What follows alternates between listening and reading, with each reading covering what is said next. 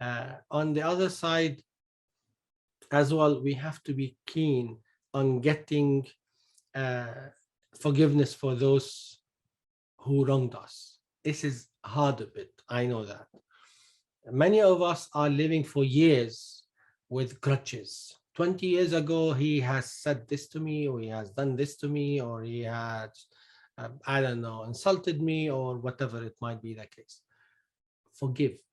Stop carrying these grudges. Stop.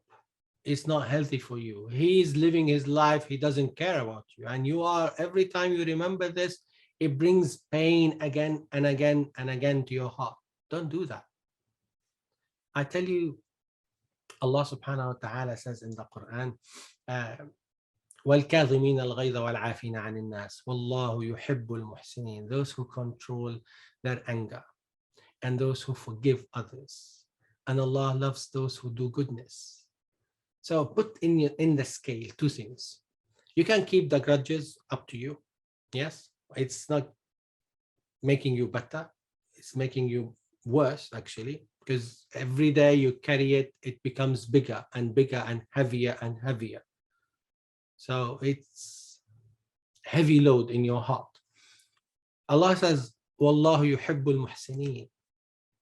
So it's a conditional thing. If you want to achieve Allah's love, Allah is saying to you, then do the rest. Forgive others in order to be forgiven. Forgive others. Yes. And this is one of Allah's attributes, Al-Ghaffar, the forgiver. So emulate, and this is one of the attributes we should emulate, we should copy. Be a person of forgiveness, forgive others, then Allah will forgive you. I know sometimes you say, but it was so hard. He has done this to me, he has done that to me. Forgive. Open a new page. It's for your sake. You feel lighter rather than heavier. Yes. And the space of these grudges in your heart will be cleaned and ready to receive Allah's light, ready to receive the mercy from Allah. And on the top of this, Wallahu yuhibbul muhsineen. Allah will love you. In the story of Abu Bakr, if you remember, guys, the story of Abu Bakr, when Aisha radiallahu anha was accused in her chastity, radiallahu anha, then the verses came to encourage Abu Bakr to forgive for one of his relatives, whom he used to give some support, financial support. Then Abu Bakr stopped supporting him because he was involved in the rumors against Aisha. Then the verses were revealed to tell Abu Bakr, أَلَا تُحِبُّونَ أَن يَغْفِرَ اللَّهُ لَكُمْ. Don't you like that Allah forgives you? So if you want Allah to forgive you, then return your financial support to that person whom you have supported earlier and before. Then Abu Bakr quickly responded to Allah, and then he forgave Mistah, and then he returned the financial support.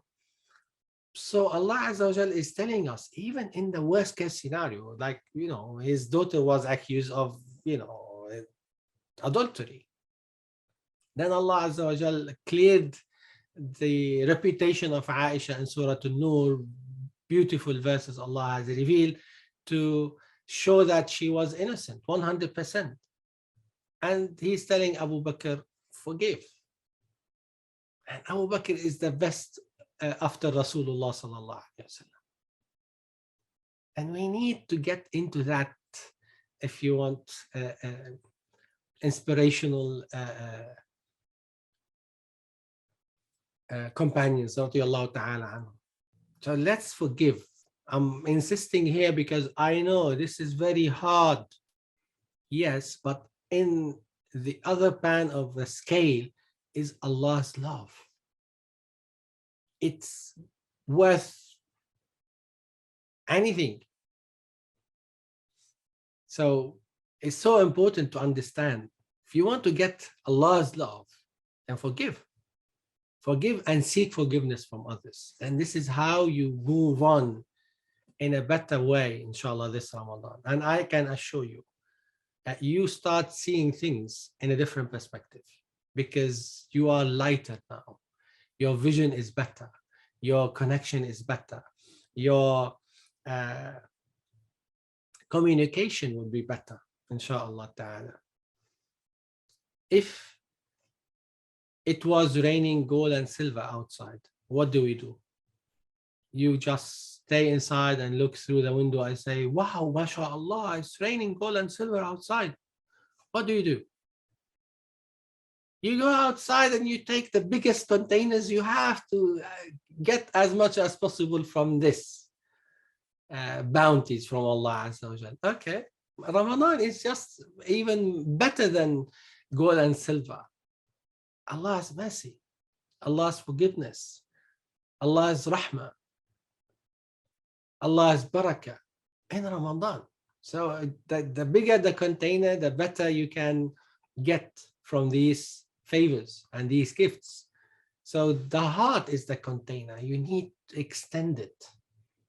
And through this exercise, which I mentioned, you can clear the space and get into a better Ramadan and a better you, actually, because Ramadan is like the update of your spiritual system. As you have in the gadgets and machines and what have you, you have updates, version 1.1, 1.5, 1.6, and so on. So Ramadan keeps updating our system in one condition. If we were to press the button of these updates, and Ramadan will visit us if we were to receive him properly. Otherwise, we cannot get the most of Ramadan if we didn't get a good reception for Ramadan.